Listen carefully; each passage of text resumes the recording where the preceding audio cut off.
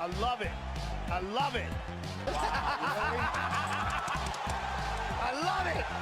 Look at this. This is the greatest thing I've ever seen. Hey, I'm not surprised. Hey, what's poppin', my bros? What's good? Another full card UFC predictions to make. Before we get into making predictions, we go to the land of Money City, as always. Now guys, just a quick thing I want to say. From now on, I'm only going to be using the comments that have the Money City emojis or hashtag Money City. So if you want your Money City comment to be featured on the next UFC breakdown, make sure you drop the emojis or drop the hashtag Money City. Now there's quite a few Money City comments, so let's get into it. Ahmed Masood, Muslim Salikov, Waldo, and the Spivak one was going to win. And look, he dropped the Money City hashtag. I want to see that. That's money. Solar Warden, plus 203, drop the Money City hashtag. That's good. Madalena doesn't start round 3. Eon Cutalaba doesn't start round 3. Zumagulov and Johnson, that one does start round 3. That's money. Let's go. Forrest Daniels said Kennedy, Cortez, Della. That's my brother. And that's money. Let's go. Now this brother Sean normally goes to Money City, but kinda been unlucky. This time round though, it's pure money. It's money. Easton and Garcia starts round 2. Dalla under 2.5. Natividad and Tercios over 1.5. And Dalla Madalena moneyline. It's pure money. Now look at this one. Drop the Money City hashtag. I want to see that. Silver moneyline. Johnson moneyline. JDM moneyline. And he also told you, look, if you want to prop this, he propped it. And moneyline, it's pure money. Dev the Dude got the new username MMA Jesus now. Silva, Johns, Cortez, Acosta. He locked it. He locked it up. That's money. LP3 Games, Natalia Silva moneyline. It's pure money. It is pure money. Damian Corley said, solid parlay, Jack Dalla Madalena, Kennedy, Johnson, and he dropped the hashtag. It's pure money. That's money. Marc Locke said Jack Della KO, Johnson decision. Oh my goodness, he propped it. He propped it. It's pure money. Andrew Kelly said Johnson moneyline. It's the same parlay.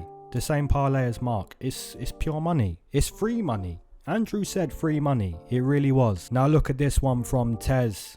First of all, hashtagged it.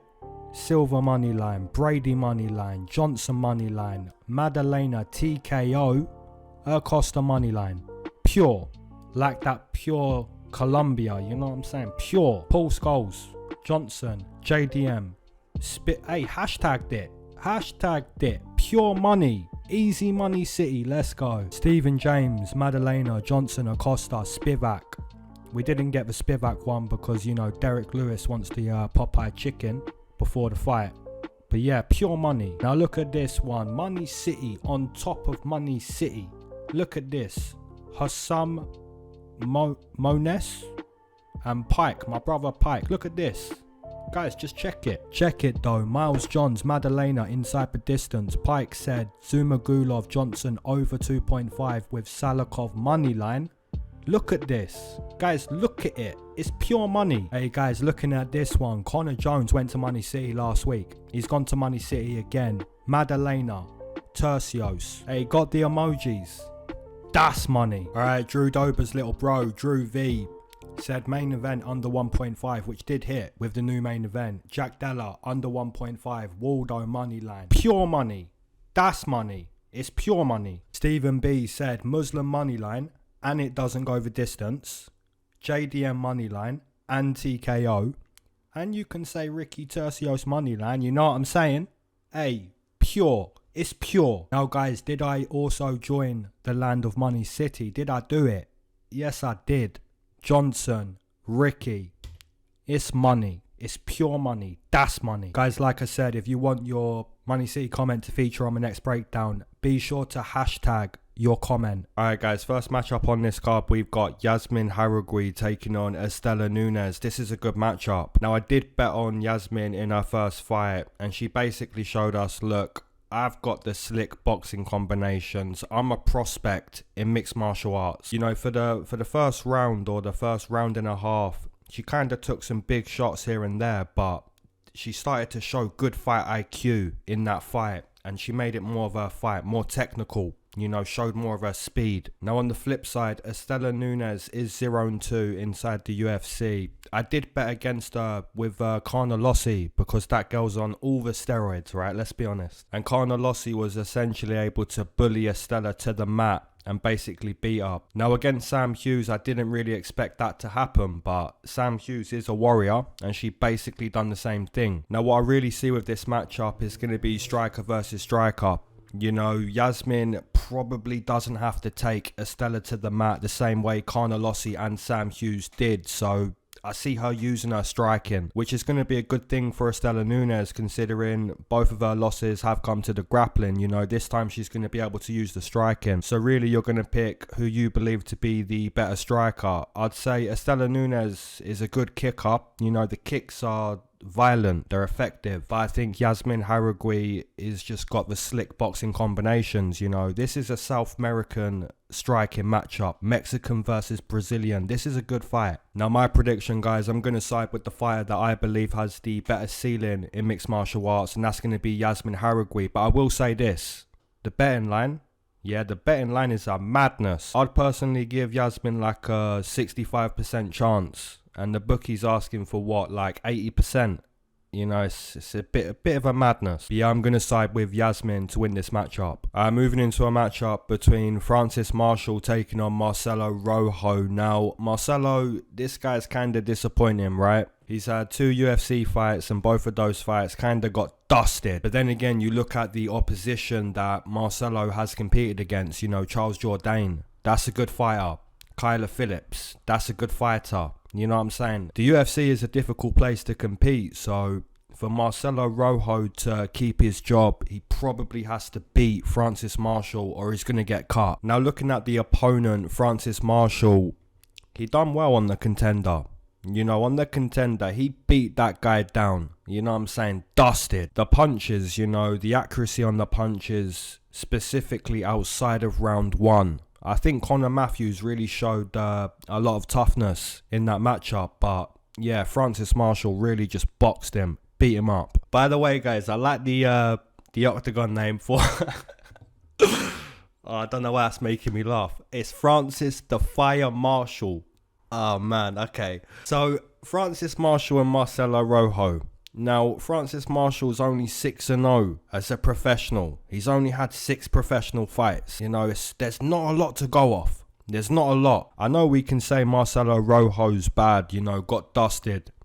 But this guy's had like over 20 professional fights. So there's not a lot to go off with Francis Marshall. Like I said, the Contender Series matchup was good.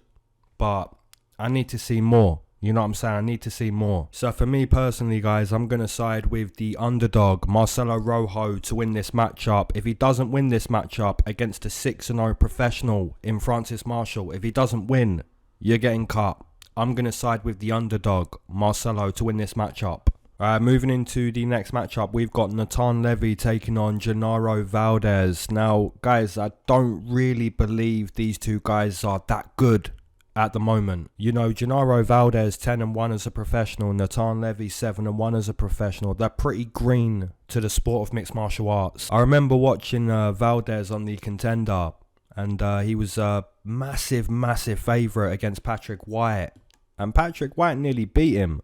You know, that says it all. And then he went into a fight with Matt Favola, and just reckless, super reckless. And that was a firefight. And Matt Favola got it done. Hey, by the way, Matt Favola on a nice streak. Now looking at Natan Levy, I think against Rafa Garcia, maybe a little bit weak mentally. You know, looked like he could win that fight, but just kind of gave up later in the fight. Against Mike Breeden, this was a better performance. But Mike Breeden, you know, a bit of a dosser, let's be honest. But yeah, trying to break this one down, I'd say Natan Levy is the technically better fighter, but Genaro Valdez might have more heart, you know, might have more will to stand and trade. And that's probably not what Natan wants to do if he gets tired. I think if Natan Levy's smart, you know, uses kicks, goes for takedowns at the right time, then he could probably win this matchup. I've picked Natan Levy in both of his UFC fights so far. And yeah, I'm going to stay with that pick. I think Genaro Valdez too reckless. You know, just just a madman, really. And yeah, I'd side with Natan Levy being the more technical fighter. So yeah, that's going to be my pick. Moving into a matchup between Tracy Cortez taking on Amanda Ribas. This is a good matchup. Good matchmaking. Now, Tracy Cortez, I've only gone against her one time, and that was against Stephanie Egger, because I was assuming that Stephanie Egger's jiu-jitsu could be a problem, and it wasn't. I was wrong. Now, other than that, I have picked Tracy Cortez every time she's gone to the octagon. Her wrestling is very good. How good is Tracy's wrestling? It's good. And I think one thing that really makes Tracy Cortez a really good fighter is a fight IQ. You know, she sticks to the wrestling. She doesn't try to strike with the opponent. She's a wrestler and she knows it. Now, on the flip side, Amanda Ribas, I would say maybe she's more well-rounded than Tracy Cortez, but that doesn't mean it's an easy fight. It doesn't mean it's going to be a one-way fight for Amanda Ribas. And the reason why I'd say Amanda Ribas is more well-rounded is, you know, her striking is better than Tracy's, and her jiu-jitsu is going to be better. The main question we've got to ask ourselves with this matchup is, will Tracy Cortez be effective with her wrestling the way she normally is? And will that be the result of this matchup? Because if the answer is yes, and Tracy's going to be effective with the wrestling, and that's going to be the result, then the bet's going to be Tracy, right? But for me, guys, I'm going to say no. I'm going to say it's not going to be the result with this matchup. I could be wrong. And the main reason why I'm going to take Amanda Ribas to win this matchup, I just think, you know, the jiu-jitsu is going to be a problem. I could be wrong, but I do believe that. If Tracy takes Amanda Ribas to the mat, there's going to be, you know, armbar attempts, triangles, there's going to be reversals, there's going to be sweeps. And she might even take the back of Tracy Cortez, right? Her jiu-jitsu is very good. And of course, if the fight's on the feet, I do expect Amanda Ribas to show, look, my Muay Thai is good, my boxing's good, it's better than Tracy's, right? I'm going to side with Amanda Ribas to win this matchup. I just think Amanda Ribas is a little bit more well-rounded, but I'm excited. I could be wrong with this prediction. My prediction, Amanda Ribas to win this matchup. Moving into a matchup between Darren Elkins taking on Jonathan Pearce. Now, guys, Darren Elkins has a high-level amount of brain damage. Like a high-level amount. This guy's got all the brain damage you could possibly want, and he's still fighting, which is weird. But then again, his name is The Damage, and it's almost like he's got a deal, you know. It's almost like he wants to just take damage. You know, that's what Darren Elkins is. He takes the damage. I think anyone that's watched Darren Elkins fight, you know this guy's striking defense is just, it's that of a blind man. You know, a blind man probably has the same striking defense as Darren Elkins. And that's no cap. That's no cap. However, the opponent, JSP, Jonathan Pearce, this guy's not a striker. This guy is a grappler, just like Darren Elkins. So it is going to be grappler versus grappler. But even nice grappler versus grappler, it's almost like Darren Elkins has so much brain damage that you've got to be a bad fighter for Darren Elkins to beat you at this point. You know what I'm saying? It really seems that way. And guys, looking at Jonathan Pearce, you know, he butchered, ground and pound, mauled Kai Kamaka. He submitted Omar Morales. You know, Morales wilted, got tired, got mauled, got dusted. Against Christian Rodriguez, you could say maybe, you know, you was expecting a little bit more from Jonathan Pearce, but it's still a win. It's still good grappling. Then you look at the win against Makwan Amirkhani, and I took Makwan as like a nice underdog, expecting a little bit more, but, you know, got tired. Now, guys, Darren Elkins probably doesn't get tired in this matchup, but he's still probably going to get more brain damage. He's probably going to get dusted by JSP. That's got to be my pick. It has to be. Moving into the next matchup, Michael Johnson taking on Marc Diakiese. Now, guys, Marc Diakiese, what is this guy? A wrestler. This guy's a wrestler now. Are you wrestling now? Okay. Hey, the only problem I've got with Marc Diakiese is if you're going to wrestle, yeah, at least try to finish the fight on the mat. You know, don't just lay and pray and sniff armpits. You gotta do something, you know, improve the position. Try to ground and pound the opponent. You know, got a nice win against Slava, got a nice win against Damir Hadzovic, but he wrestled the opponents. You know, he's probably gonna do the same thing against Michael Johnson.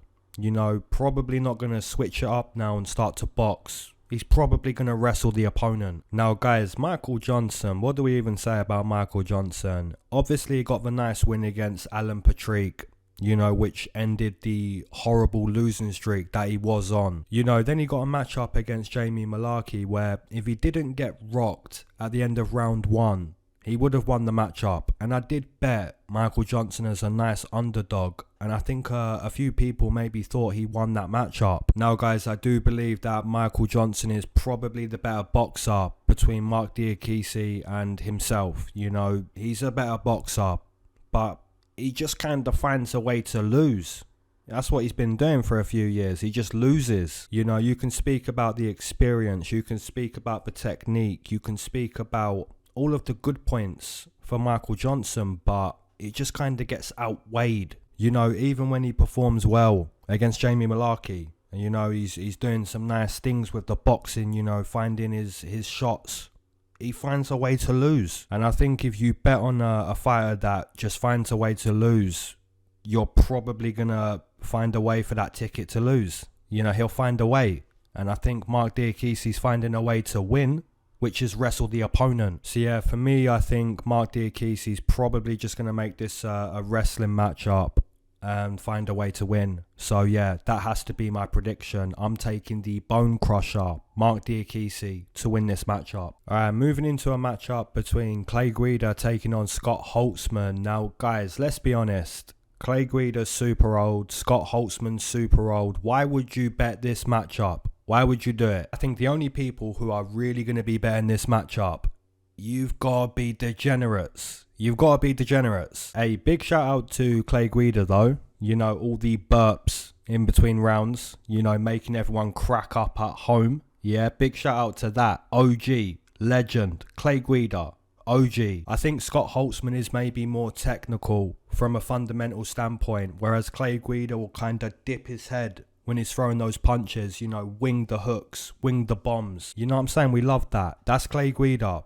Cardio for days. You know, madman, OG, but he's old. He's an old guy. You know, with matchups like this, normally I would advise that the underdog is the play, you know, underdog or pass, but I don't even advise that with this matchup. I think I'm going to side with Scott Holtzman to win this fight just because he's technically better than Clay Guida, but yeah, if you bet this one, you're a degenerate. Come on. Yeah, I'll side with Scott Holtzman in a weird matchup that should entertain. It should be a fun fight. Moving into a matchup between Angela Hill taking on Emily Ducote. Now, Angela Hill has all the experience she could want. She's fought against very, very good competition. You know, a lot of good names. And to be honest, the way Angela Hill showed up against Lupita Godinez, if that same Angela Hill shows up in this matchup, she's going to win the fight. You know, guys, how would we describe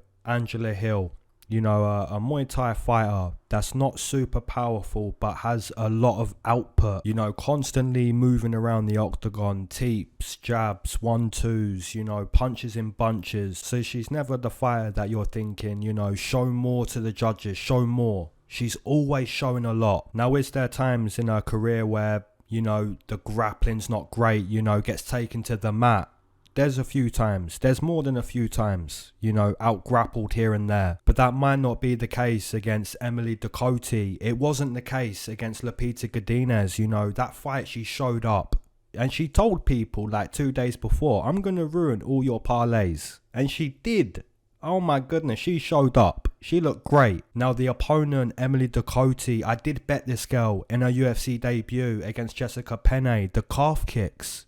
The calf kicks were money. Pure money. Yeah, Money City on those calf kicks. Hey, I'll say this though. Good luck calf kicking Muay Thai experienced fighter Angela Hill. I think Emily Ducote showed us, look, I'm a good fighter.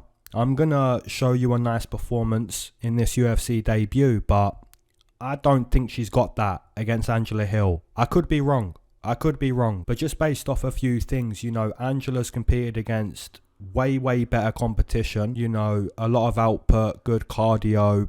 There's a lot to like with Angie. So for me, I've got to side with the underdog, Angela Hill to win this matchup. I just think she's got output, she's got kicks, she's got experience. She's got everything you could need in this matchup. And what's Emily Ducote really got with this matchup? She's got calf kicks. She's powerful. She's technical.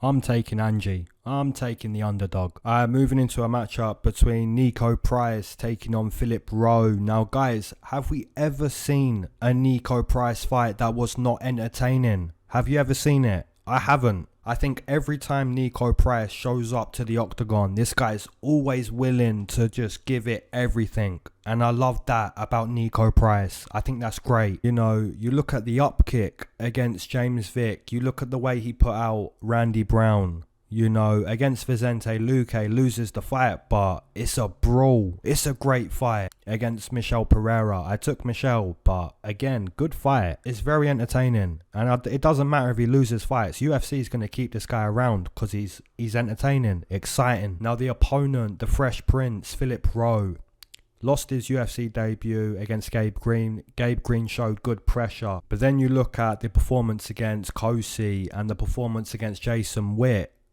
Dusted, you know, dusted both of those guys. Get dusted. Now, like I said, Niko Price, super entertaining. So there's going to be chances for Phillip Rowe to crack his chin. And he probably does. You know, probably lands a beautiful shot or two or more than two. But the thing about Niko Price is he's willing to take those shots. And if you're not willing to take the same shots, he's going to break you down. So my main read on this fight is going to be in the first 7.5 minutes. If Phillip Rowe doesn't crack the chin of Niko Price and get a stoppage, I think in the remaining 7.5 minutes, I do believe that Niko's going to do that to him in the remaining 7.5 minutes. So for me, guys, like I said, the first half of the fight, I expect Phillip Rowe to try to win the fight, try to get a stoppage. If that doesn't happen, Niko Price is going to show him, look, I've been in these fights. I've been in these wars. Can you do the same? And we're going to find out. We're going to find out if Phillip Rowe can swim in deep waters. I don't think he can. So for me, I'm going to side with the hybrid Niko Price to win this matchup. If you waited to smoke with me, amen. If you've been smoking this whole time, double amen. If you're not a smoker but you enjoy the smoke breaks, that's a triple amen, gang. Let's go. Now, guys, I've been capping this World Cup. Yeah, I don't normally bet football because I'm not great. I'm not an expert at football, but it's the World Cup. You've got to bet the World Cup. And that's what I've been doing day in, day out. So if you're somebody that wants to bet the World Cup, hey, join my Discord. Get in my Discord and let's cap the World Cup. And I'm also posting all of my UFC bets on the Patreon too. So yeah, Discord is a great place to cap these fights, cap the World Cup. If you want my prediction on who's going to win the World Cup, it's wishful thinking, but it's coming home. It is coming home. Let's go. And I do believe the USA are going to finish second in the group. So yeah, if all the American brothers are listening, you're going to make it out the group. It's okay. You're going to do it. As I see a video of the Barstool, you know, Barstool Sports. And the English boys were singing to the American boys, you know, the Hulk Hogan theme song. When it comes crashing down. Oh man, it cracked me up. It cracked me up. But yeah, the banter between the Americans and the English before the football game, it was good. It was fun. Yeah, it cracked me up because obviously Hulk Hogan, everyone knows that song. If you're American, you know that song. And if you lose a game, if you lose to Iran, yeah, I'm going to sing you that. I'm going to sing you that. But yeah, I do think you probably dust Iran. Hopefully you do, because I'd like to see the USA make it out of the group. Obviously, England are going to beat Wales. We're going to beat those. They're dossers. Hey, the Welsh. Hey, guys, I'm 25% Welsh. By the way, you guys are dossers. I'm sorry, but you are dossers. Hey, Gareth Bale, what are you even doing at the World Cup? Aaron Ramsey, hey, what are you doing with that blonde hair? Change the hair. Yeah, you're a dosser. Yeah, the World Cup. It's good stuff. Every day. Good stuff. Alright, let's break down this main card. Let's go. Moving into a matchup between Eric Anders taking on Kyle Daukaus. Now, guys, for some reason, when I think about this matchup, I think about what Andre Muniz done to Eric. That's what I think about. And the main reason for that is probably because Kyle Daukaus is a grappler. You know, this guy's all about the grappling, the jiu-jitsu. So really, Kyle Daukaus should be looking at that fight, you know, thinking, if I can get in a nice dominant position with my grappling, I can probably submit Eryk Anders. But thinking about the matchup in different areas like the stand-up, if Eryk Anders can stay on the feet, then maybe he can cause some problems for Kyle Daukaus. I did go against Kyle Daukaus with Roman Dolidze, and Roman just dusted him. You know, big knee in the clinch, dusted. But will Eryk Anders do something similar? You know, is he going to land a big shot that puts Kyle Daukaus to the mat? Probably not. And that's not to say that Eryk isn't powerful. This guy is powerful, but I just think the grappling of Kyle Daukaus should be the result in this matchup. You know, thinking about the skill set of Eryk, I feel like it was more dangerous back in the day. He just kind of shows up to the octagon and it's kind of lackluster. You know, tries to push the opponent against the fence or tries to take the opponent to the mat like against Jun Yong Park. And I just think it's a little bit disappointing, whereas Kyle Daukaus, this guy's a good grappler, good jiu-jitsu. So take the back of Eryk, look for a sub. I think that's probably the result with this matchup. So my prediction's going to be Kyle Daukaus, round 2 submission, you know, mid-fight. And even if it doesn't go his way early in the fight, I think he still submits Eryk Anders. So yeah, that's going to be my pick. Now moving into a very decent matchup between Jack Hermansson taking on Roman Dolidze. This is a good matchup, but I do believe it's going to be maybe a better matchup for Jack Hermansson.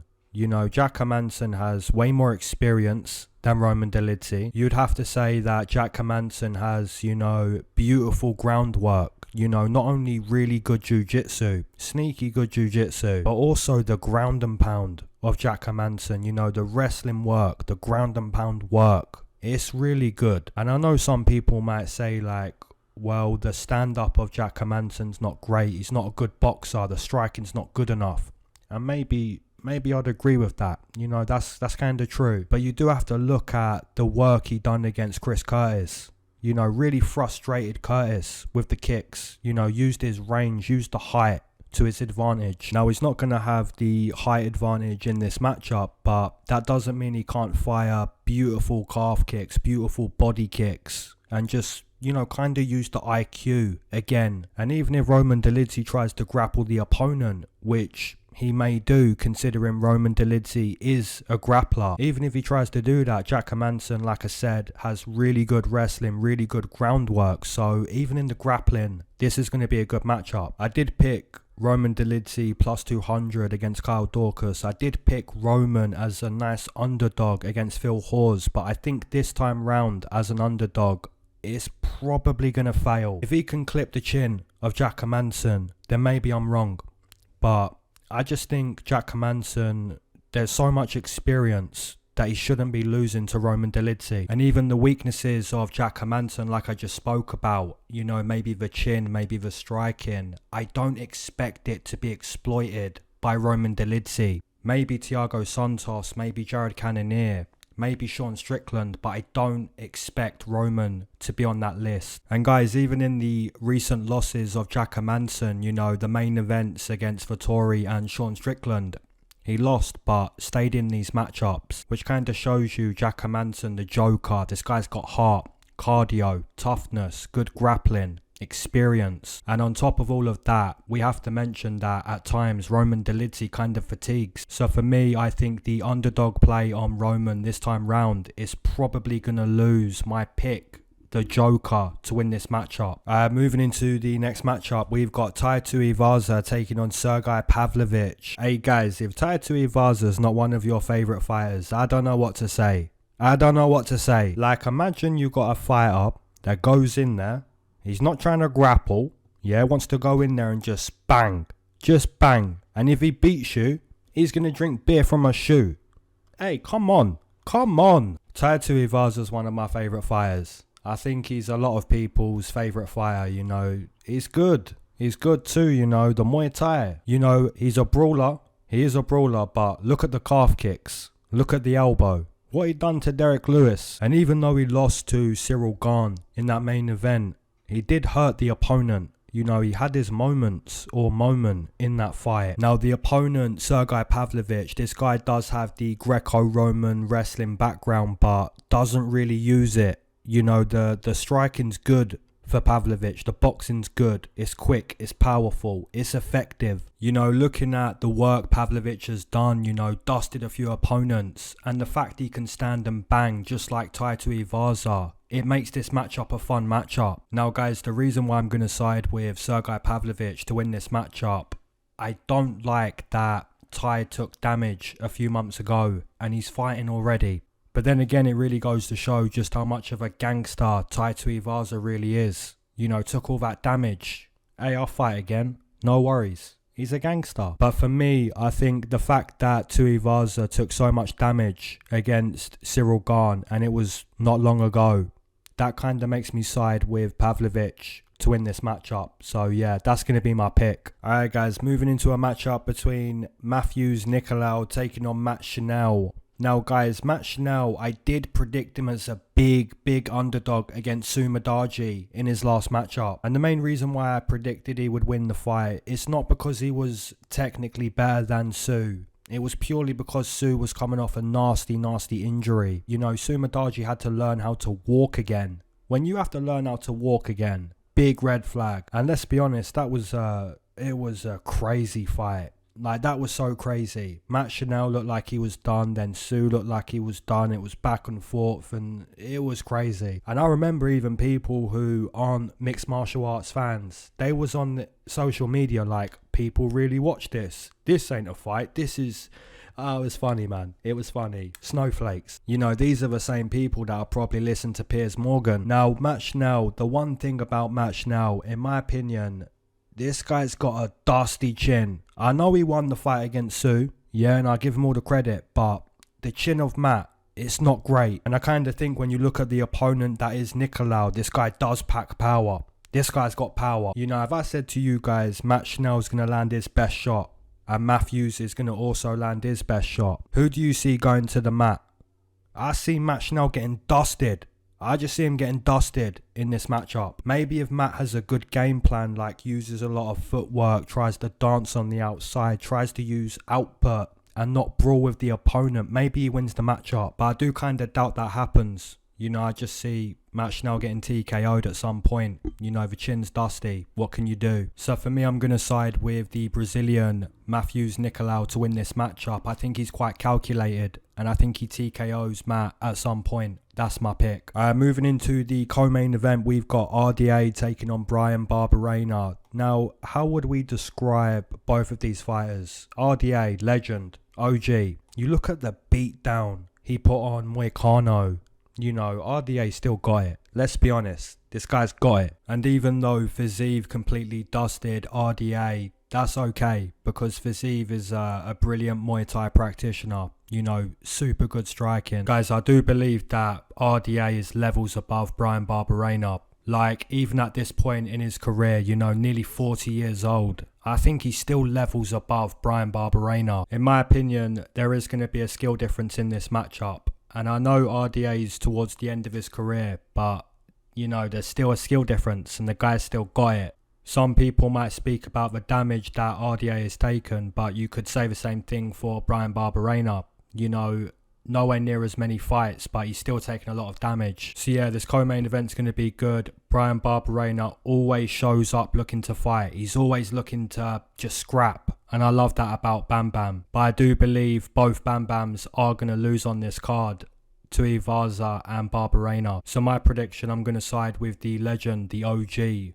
RDA, to win this good co-main event. Alright guys, moving into the main event, we've got Stephen Thompson taking on the homie, Home Alone, Kevin Holland. Hey guys, you sparked the blunt for the homie. Now guys, the thing I love about this main event, if you look at Stephen Thompson and the way he's been losing, like Bilal Muhammad, Burns, these guys are grappling. Right, they're taking him to the mat. Then it's the same thing with Kevin Holland, you know, Marvin Vettori, Derek Brunson. They're grappling the opponent, takedowns. Now, the thing I really love about the main event is you're not going to get that in this main event. You're going to get stand-up. You're going to get striking. So, in my opinion, you know, the fact there's not going to be much grappling or any grappling at all, it really makes this matchup kind of easy to an extent to cap, to predict. You know, you got the striking of Wonderboy taking on the striking of Holland. That's what you've got with this main event. So really it comes down to how you think the fight's going to look.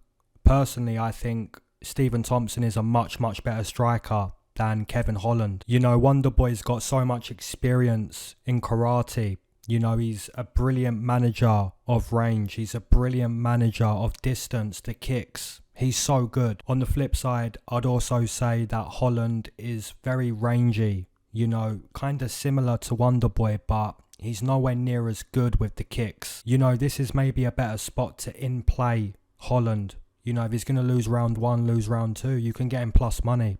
But yeah, to really tell you how I believe this fight, this main event's going to go, I think Wonderboy's better at kicking, he's better at moving, he's just a better striker. That doesn't mean that Holland can't win the fight. I just think he's got to be patient and probably be losing right up until he finds that shot. You know, just be patient, because that's really what you need when you're competing against Wonderboy. You're going to be losing early. You just got to find your shot, find that moment. Now, my prediction, I never like to side with a fighter that's going to be losing the fight right up until they win the fight. So purely for that reason, I am going to side with Wonderboy. I just think his management of range, his management of distance, his ability to kick the opponent may be too much for Kevin Holland. I will say this though, guys, maybe the TKO prop on Kevin and the decision prop on Stephen, maybe that's a winner. You know, whether it goes to a decision or there's a stoppage, you could cash either way. But yeah, my pick, I'm going to side with who I believe to be the better striker, and that is Wonderboy. Be sure to drop your Money City plays, hashtag it, eyes to the sky, never glued to your shoes. That's Mac Miller. Alright, peace.